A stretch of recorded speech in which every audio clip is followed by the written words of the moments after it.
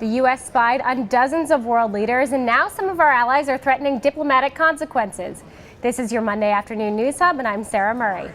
For the first time, the U.S. government acknowledged it tapped other world leaders' phones, prompting an international backlash. In Germany, one official says anyone who tapped calls there could be prosecuted or expelled from the country. Washington Bureau Chief Jerry Seib joins us now. Hi, Jerry. Hey, Sarah, how are you?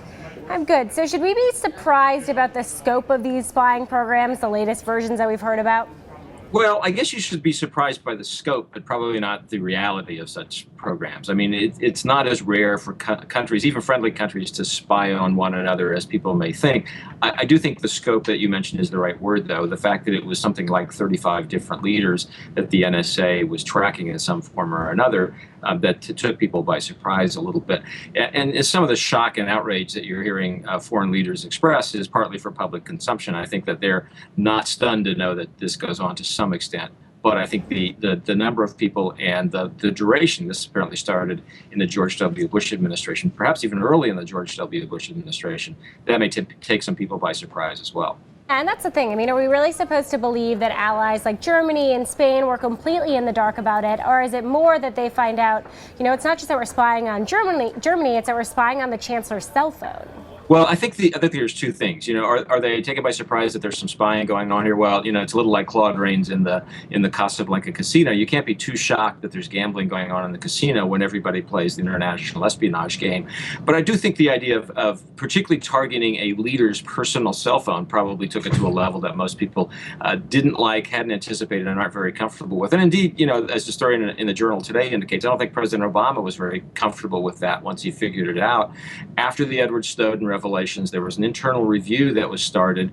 It appears that this internal review disclosed to the Obama administration that this sort of thing was going on, including with Chancellor Merkel. That has been shut down. And the rest of the program is being shut down. At least we're led to believe that slowly but surely. So one thing that did seem a little bit shocking is that President Obama didn't actually know. I mean, from what we understand so far, President Obama didn't actually know about a lot of these programs for a while.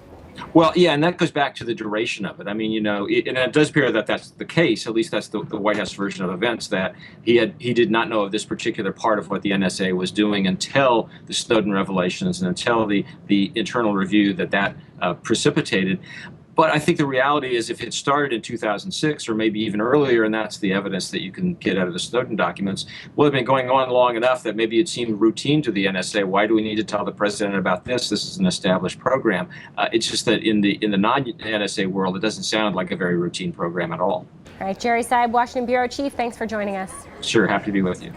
Let's go now to James Andrew Lewis. He's the Director of Technology and Public Policy Program at the Center for Strategic and International Studies.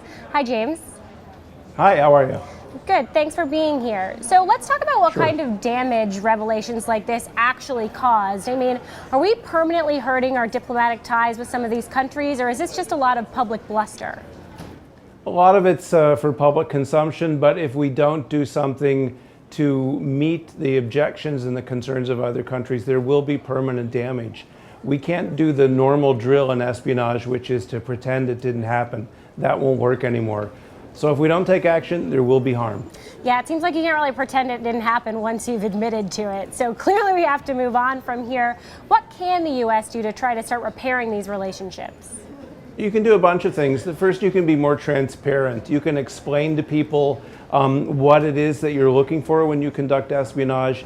You can explain to people what the control process is. This wasn't some rogue agency. You can invite them up to Fort Meade and give them a tour. They can see the computer screens. It'll be really exciting. So more transparency and probably some agreement that we will be more restrained in the future. We're probably going to have to do that to rebuild trust. I think there are probably a lot of Americans who are sitting at home and saying, we have a lot of real international threats out there. Why are we wasting our time spying on allies like Germany?